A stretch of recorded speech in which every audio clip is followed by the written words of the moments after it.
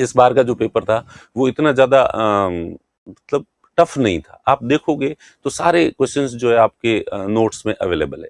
आप नोट्स लेके बैठो और हम अब बताएंगे भी आपको कि कौन से सब्जेक्ट के कितने एज इट इज जो है वो नोट्स से एज इट इज प्रश्न जो है वो आए हैं।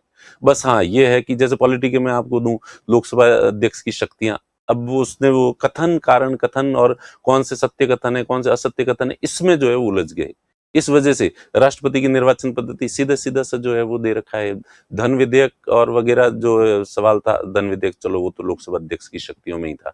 तो ये जितने भी क्वेश्चंस जो है वो वित्त आयोग की जो क्या कार्य होते हैं, 3 कार्य सीधे सीधे लिखे हुए हैं, चौथा नया लिखा हुआ था, पर उन्होंने इतना ऐसी भाषा में लिखा कि आप लोगों को लगा कि शायद ये नहीं आ रहा है। और कई लोगों, और पेपर इस बार थोड़ा लेंदी था, लंबा था।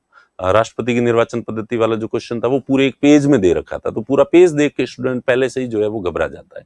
तो इसलिए टाइम मैनेजमेंट कई स्टूडेंट्स का सही नहीं बैठा, और इस वजह से, और जिनके टाइम मैनेजमेंट, आप तो फिर भी हाँ, और आप लोगों ने तो टेस्ट सीरीज दी है, और इस बार अपनी जो टेस्ट सीरीज थी उसका पैटर्न ही पूरा यही था, कौन से कथन सत्य है कौन से असत्य कथन है। और जिस तरह के आप कोई सा भी टेस्ट सीरीज का प्रश्न पत्र उठा के देख लो और आरपीएससी का प्रश्न पत्र देख लो, पैरेलल रख लो, और तो आपको लगेगा कि जो स्तर है वो बिल्कुल एग्जैक्टली वही था, और आपकी प्रैक्टिस थी इस तरह के प्रश्न पत्र को हैंडल करने की, इसलिए आपको वहां ज्यादा घबराहट जो है वो नहीं हुई होगी। और जिसने ये अपनी वाली टेस्ट सीरीज में नहीं थे, अपने स्टूडेंट नहीं थे जो स्प्रिंग बोर्ड के, उन्होंने क्या ही किया होगा।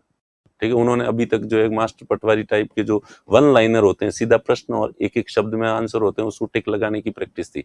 तो उन लोगों से इस तरह का लेंदी पेपर करने की वो थी नहीं। तो इस वजह से आप निश्चिंत रहें कि अब स्प्रिंग बोर्ड के स्टूडेंट्स का कंपटीशन स्प्रिंग बोर्ड के स्टूडेंट्स से ही है।